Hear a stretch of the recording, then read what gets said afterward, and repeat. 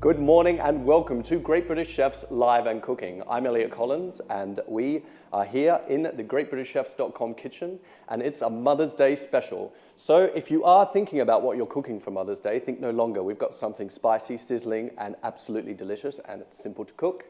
Anyway, don't worry, I'm not cooking it. Alfred Prasad, Michelin star chef, is here to join us and great to see you again, Alfred. How are you? Good to see you, Elliot. Very well, thank you. I'm very, very excited about this. Not only are there loads of colours going on here, but loads of amazing ingredients. I want to know what we're cooking. Tell us more. So given the occasion, I've picked one of my favorite recipes growing up. It's my mum's Anglo-Indian prawn curry. And I'm serving it with steamed string hoppers. Amazing, amazing. So what, I mean, I'm keen to get started. I don't know about you, but... Me too. So let me turn this on first. Fantastic. So, I mean, what's the first step in the recipe? Sorry, we're kicking off with... So I'm going to start with some vegetable or sunflower oil and cumin seeds. Fantastic. And this is the base for the sauce, is that right? It is, absolutely. Fantastic. All right, sorry, just mesmerized by Alfred's speedy onion chopping skills there. I'm in pure admiration. Well, a good sharp knife helps. Good sharp knife. So a very, very fine dice on the onions there. Do take your time at home. Maybe don't talk while you're cutting if you've never done it before. But I think you need to tell us about the importance of the onion here and why it's so fine. Well, it's all about the end product. So if you want a sauce that looks smooth, you really need to go fine on the onions. But the more important aspect is the evenness of the dice. Fantastic. So we've got perfect little cubes there. And I can see a nice bright green chili. Should I be worried about spice here, Chef? Well, I like to use the green chili more for its flavor, so it's not to blow your head off. Use just enough. You may de-seed them if you like. Sure. I use them with the seed and the pit, as it is, but it's all about your preference. I think with the spices that we use here, it's the green chili, fresh green chili, but also some ground red chili. Fantastic. So it sounds like balance is important here, but I'm very curious as well as to, you've called it Mum's Anglo-Indian prawn curry. That's right. Why the Mum's curry there? Tell us about that. Well, the occasion tomorrow, of course, is Mother's Day here in the UK, and I thought I'd pick something that reminds me of my childhood. One of my favorite recipes growing up was Mum's prawn curry, and I'm going to recreate it here with a little bit of a twist. So I've just got the oil warm, not too hot. It's very important to remember that unlike mustard, where you start with hot oil and waiting for it to pop, with cumin seeds, they do burn very quickly. So be mindful of that. Just fairly warm oil. I remember you sent me a picture of you and your mum with the Raymond Blanc number when we were talking about what we were doing today. What was that moment about? You took your mum out for lunch, was that? I did, yes. This was at Raymond Blanc's in Oxford Street. In Oxford. And we saw this lovely picture on the wall that read, it had a picture of Raymond Blanc's mum kissing him on his forehead, and the title read, "All chefs are mother's boys." So I stood next to it with my mum and took a picture, and of course it takes pride of place on my work desk now. Okay, let's not forget that mothers, in generally speaking, the heart and soul of many kitchens and homes. So sort of chefs probably are mummy's boys, I'd imagine. I'd imagine most chefs certainly are, because our earliest influences, the earliest fragrances that we experience, and all out of mum's kitchen, right? Fantastic. So certainly in my case, the earliest influence comes from my mum, and I thought I'll honor her today by recreating one of her most special dishes, the prawn curry that she really specialized in. And of course, that we loved so much, we would actually fight to put rice into the pan that it was cooked in and scrape it off. Waste and whatnot, as they say. Now, absolutely. You said there's a twist, but tell us what's in the pan at the moment and what's going on. So a recap, we started with vegetable or sunflower oil, put in some cumin seeds when the oil is warm but not too hot, and then threw in the chopped onions and the chopped green chilies. Nice, and smells. Turn the heat down now. It smells something special, I'm telling you at home, it's absolutely unbelievable. Because we don't want any browning at this stage. We just want the onions to soften and become translucent. So just a reminder, not that you need to worry about this, Alfred, I'm in control of the live questions that are coming through on Facebook. So thank you for sending those through. You are in the chance to win a fantastic hamper, which is full of all sorts of goodies. Perfect for Mother's Day, or just treat your mother on any day, really. It doesn't matter, I don't think. So first question here is from Simon Pillinger. Hope I pronounced that correctly. What are your 3 favorite kitchen gadgets or equipment, if you will? And you're quite traditional, so I'm interested to hear this. Okay, before I get to that, I've just put in here some minced garlic and minced ginger. And it's on a low flame, so I'm just going to leave that to cook down and for all the flavors to come together. Low and slow, garlic and ginger. On my 3 favorite gadgets in the kitchen, certainly my knife, the number 1, I think, and the spice grinder. And my third would be the Thermomix, I think, where we do most of our wet pastes and purees. Okay. It's an expensive piece of kit, but extremely versatile because it has the cook function as well. So those 3, yes, the knife, the mortar and pestle, and my Thermomix. We're gonna keep moving on the questions here because there's a lot of curious fans out there. So we were basically just we're going to wait a few minutes actually because we've answered Simon's question. I believe there's a few more lined up, but we'll get to those in just a second. A couple more ingredients to pop in now. I've just sauteed the minced ginger and garlic. You could use a paste as well. Turmeric. Yes, it's one of those superfoods, isn't it? For the longest time, it's been one of the most natural antiseptics. Jump behind you here. I'll pop that back in for you if you like, Chef. There you go. Thank you. So this is actually, I love these. I don't actually get my hands on them that often, unfortunately, because they are a phenomenal, let's just say, part of any Asian home. True. Mainstay of every Asian kitchen, I must say. And in some cases, I think almost gifted to the daughter when she's married. Sure, and let's just hope that the daughter that's just married likes cooking, otherwise the spices might not go to use. But I'm curious about what spices are in here and what you can see and tell us about this. Right in the middle is what we would use for our garam masala. So these are the whole spices, cinnamon, cardamom and cloves. Very versatile and used in most Indian dishes, either whole or ground. And then here you've got cumin powder, that's the chili and turmeric that we just put in. Some cumin seeds, and that's fenugreek seeds, which you'd find more, I think, down south and in Western India. And this is a mix of mustard and cumin, which is used a lot in terms of Gujarati tempering for your lentils and so on. So, wow, so there's all sorts of regions for Asian cuisine going on in this small box here. I love that. It's absolutely fascinating. And what I like about this is that we're not going crazy with the spices, are we? We're keeping it balanced and quite simple. I think, like I said earlier, it's about using the chili as a flavor, not to blow your head off. So very important. Great. Not to let the spices burn. Once you've added the ground spices, make sure the heat is quite low. And at this point, I'm going to add some tomato. Okay, great. So that was half an onion or half a large onion, if you will, and then there's half a tomato going in as well. Once again, there is some fantastic knife skills going on here. I'm a little bit jealous. So there are loads more questions popping through now. We're back online. So basically, Helen Thomas has jumped in here, and on Facebook, she's asked.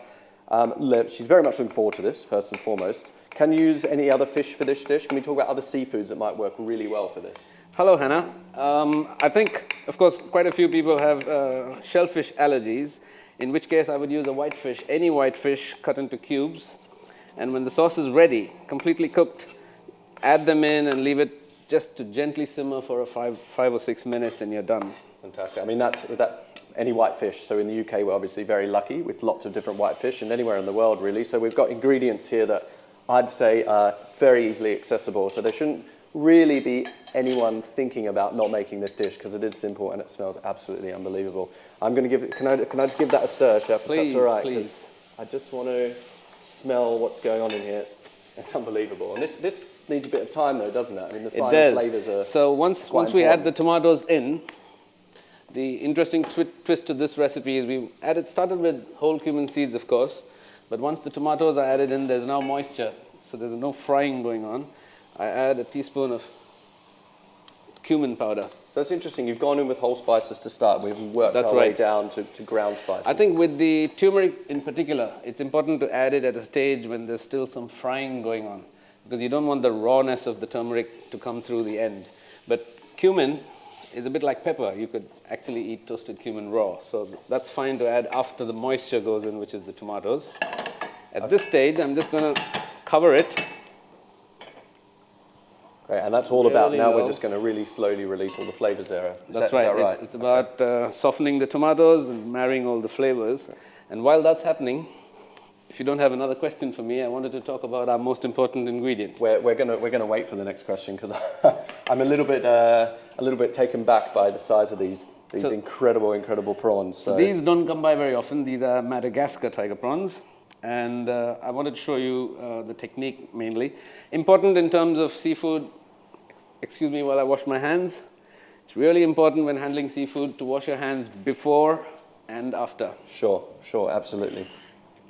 So the best way to do it is, we're going to get rid of the head, so you just break this along here. And we want to leave this last bit of the shell on. So I'm just going to peel from the head end. So quite simple, particularly if they're fresh, it should be quite a simple process. Yes, I think we shouldn't be scared of doing this at home, right? Not at all, but just be mindful, be very careful, take your time. It does have sharp bits, particularly here at the end of the tail. You can see that it's like a scorpion-esque, thorn, if you will. yes. So you want to be careful it doesn't pierce your fingers. It could get very infected for sure. This is one for the sons and daughters. Let mum relax. You peel the prawns. You make her lunch. You know, she should really have her feet up today, shouldn't she? Oh yeah, absolutely, she should have. And the important step now is the deveining of it. The best way to do it, cut across the top curve. And you will see inside here, this is what we want to get rid of. We want to get rid of that, don't we? So you can see anything that's a bit brown and a bit sinuous needs to come out the back of the prawn. Because it could have grit, of course, and dirt, and you want to get rid of that. Let's make these prawns delicious to eat. Yes, so I think that's absolutely. That's the whole process here, isn't it? So while you do that, and we're going to do this a few times, basically, so you can get a really good understanding of why and how. Another question here, I love this. If you were a spice, which spice would you be and why? And that's from a fan of ours, Seema Vitlani.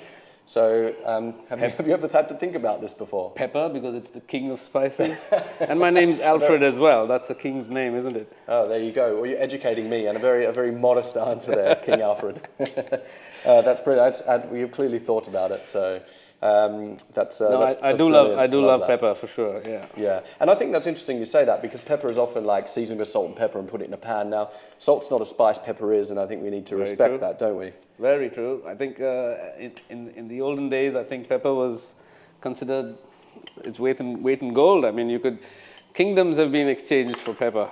Yeah. So I've got another question here as well. I mean, it seems to all be quite spice related. People like their spices. I think they're picking on you because you're so knowledgeable about the whole world of spices. Excuse me, I washed my hands there. Got a question here, which is basically asking, because we're doing a lot of stuff from scratch. So someone's asked, should we make our own garam masala spice blends? And that someone is Jessica Baker. Very true. Absolutely. I think garam masala is the one thing you never buy off the shelf. You never know when it's ground. And a lot of these spices have volatile oils, so they really don't have that intense flavor when freshly ground if it's bought off a shelf. The most basic elements of a garam masala are what we saw in the middle here, the cinnamon, cardamom, cloves, which would be the three most basic. Of course, you can also add pepper and bay leaf and cumin and coriander, which are the less expensive spices. But what really gives you the flavor is the cinnamon, cardamom, and cloves.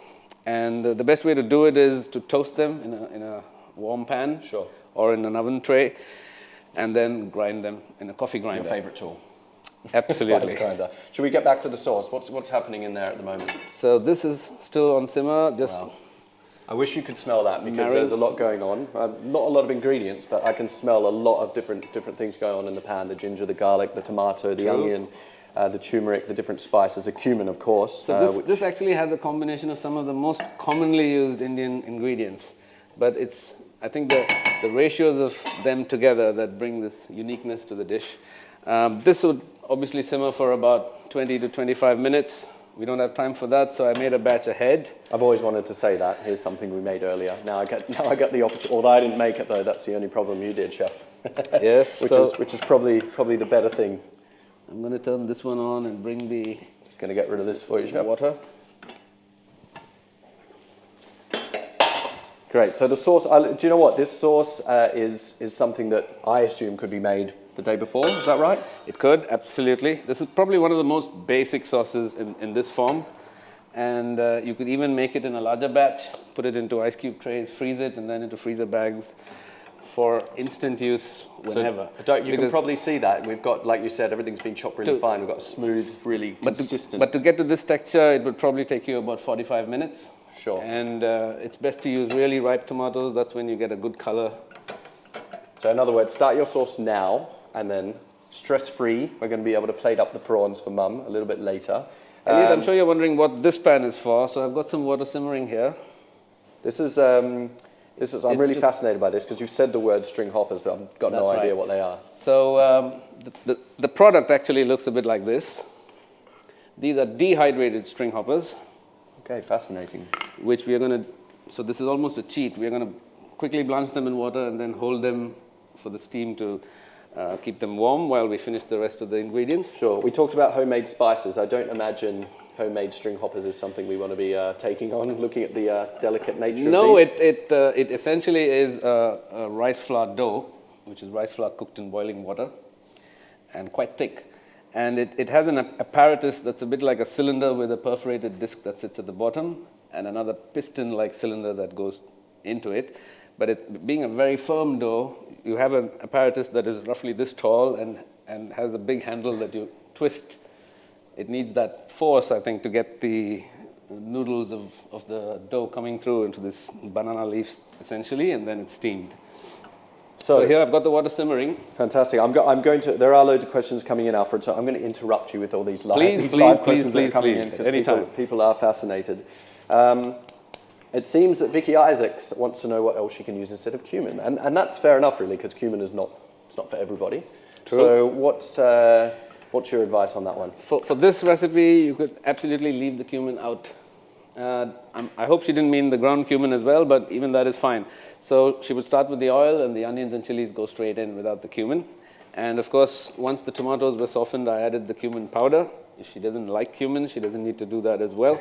I think just make sure you get the spicing right and the seasoning right. That's the most important thing. The masala sauce can certainly be done without the cumin. So it's a very unique flavor. So don't try and replace it with anything. Maybe just leave it out. But having said that, I must say that this particular recipe and the fact that we finished with that ground cumin, the one flavor profile that you really get at the end is that cumin.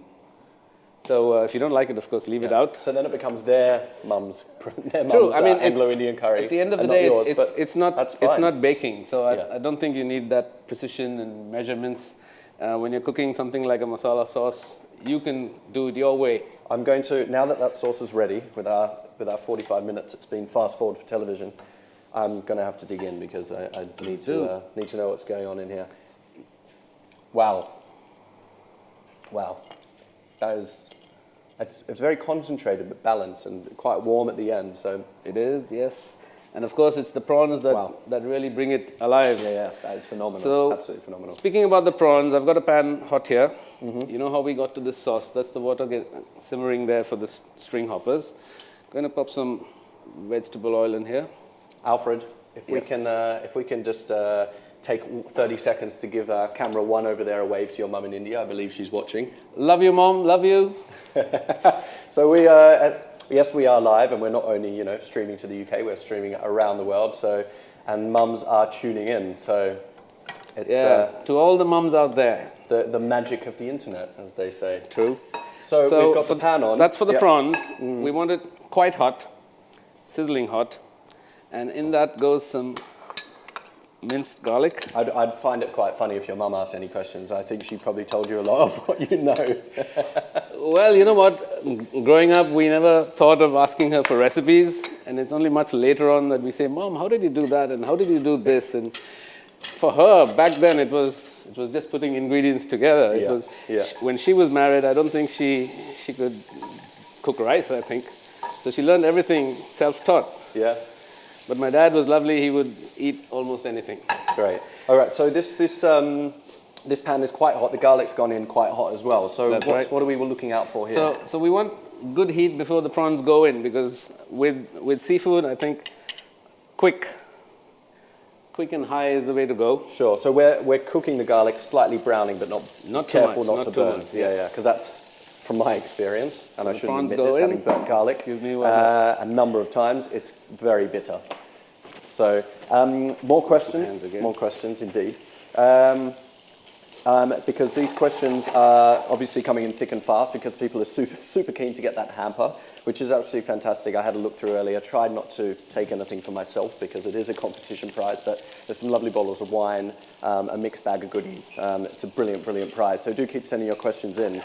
So I'm just going to scroll through to another couple of questions here. Did you realize how quickly these prawns cook, Elliot? Sorry, I didn't mean to interrupt. Yes, no, please. This is important. Let's jump back to the recipe. So what have you got here? We've got the garlic gently browning. The pan is still nice and hot. And with a pair of tongs, I've just turned the prawns over. And you can see they get this lovely orangish hue once they begin to cook.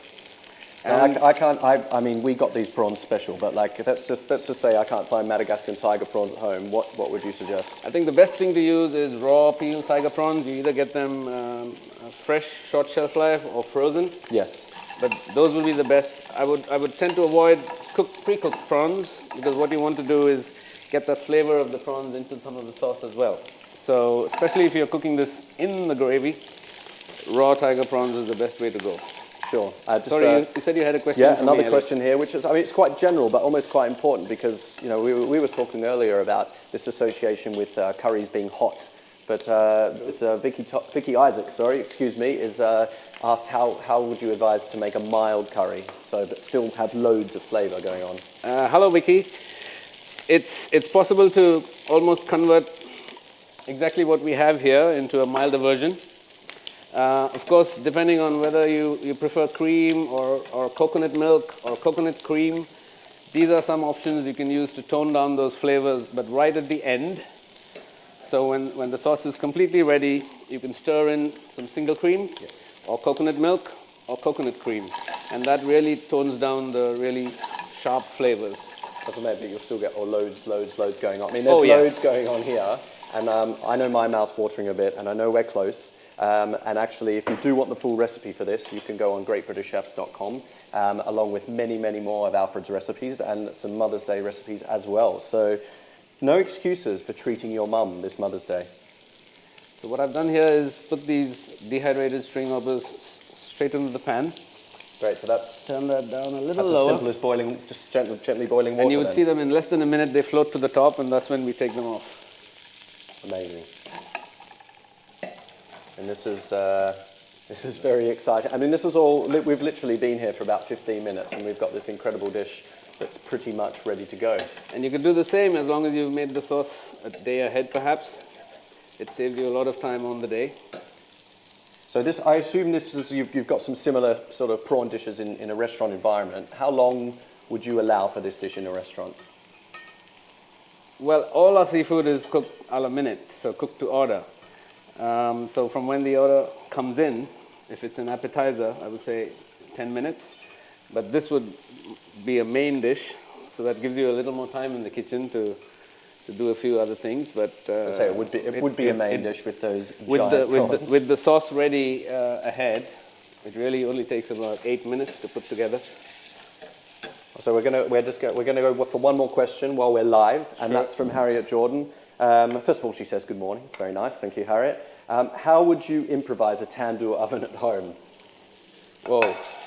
Hello, Harriet. If it's even possible, Chef. You have given me quite a challenge. No, it's not in theory possible to recreate a tandoor oven at home. It's like asking me to recreate a pizza oven at home. But you either have it or you don't. Anyway? I mean, you either have it or you don't. Yes, I mean, it's a clay oven. Yes. It's where meat is cooked on skewers, and it's held vertically over red hot coal, about 380 to 400 degrees centigrade. And of course, it's not very economical. It's not good for the environment to have a tandoor at home, because you would cook one or two kebabs, maybe for 6 people, maybe for 10. Yeah. But that tandoor has been 4 hours to get to the right temperature, and then it stays hot for the rest of the day. So it's quite wasteful, I think. But having said that, I have seen some very creative people back in India recreate something that they could cook their naans in on a stove. So what they have is a large 2.5 kilo tomato tin. Mm-hmm. So they use a can opener and take out both the top and the bottom, peel off the label, and puncture holes all around it. So you get a little bit of puncture holes from the outside to the in, and they leave that over the hob. It sounds very savvy, and you put your naan. It sticks because of the puncture holes. The naan sticks there, and they actually cook it over a hob, which is quite bizarre. I've seen that once. I wouldn't want to do it. I wouldn't recommend it. So in other words, don't throw your tins away after you've made the sauce. And I'm not sure what kind of chemicals are going to come off those tins. I don't think they're meant for cooking anyway. Harriet, the moral of the story here is go out to eat if you're eating from a tandoor, And it's perfectly okay to actually use your kebabs, cook your kebabs in an oven with a good grill element. And on the top shelf, you would achieve pretty much the same result. Without the smokiness, of course, but it's not too bad. Great. So 5 minutes to go. We're going to plate up now. Alfred is literally only minutes away, and I'm very excited about this because I've been waiting all day to taste this. And unfortunately, our fans can't taste it, but they will if they cook it. But they are asking loads of questions. So I'm just going to get back to a few more of those, if that's okay. Oh, here we go. So apart from this, what's your favorite childhood recipe? And that's coming from Aarti Punjabi. Or Aarti, I think it is. I think, well, my mom, being an Anglo-Indian, we were carnivores. I think growing up, it was beef 4 times a day, chicken or prawn maybe 4 times a week. Chicken or prawn or lamb would be once a week. So I think mom also did this fantastic lamb curry with fresh fenugreek leaves in it and potatoes. I think it's an Anglo-Indian thing. They tend to cook a one-pot meal. So your meat curry, whether it's chicken or prawn or fish or lamb, has either vegetables like potatoes or drumsticks or okra or spinach or fenugreek leaves in it. And all you need is rice. So everything else is in there. So the lamb curry with fenugreek and potatoes, I think, would feature as my second favorite. Wow. I mean, amazing. As I said earlier, I've known you for about 4 or 5 years now, and I've always lived vicariously through your Indian travels. I need to get there myself. I think it's foolish that I've never been, but I will get there. I promise. You should. For now, we are being spoilt, absolutely spoilt, which is what you should be doing for your mum. This lovely browned garlic is too good to waste. And crispy garlic, which I imagine most people would be quite a big fan of. So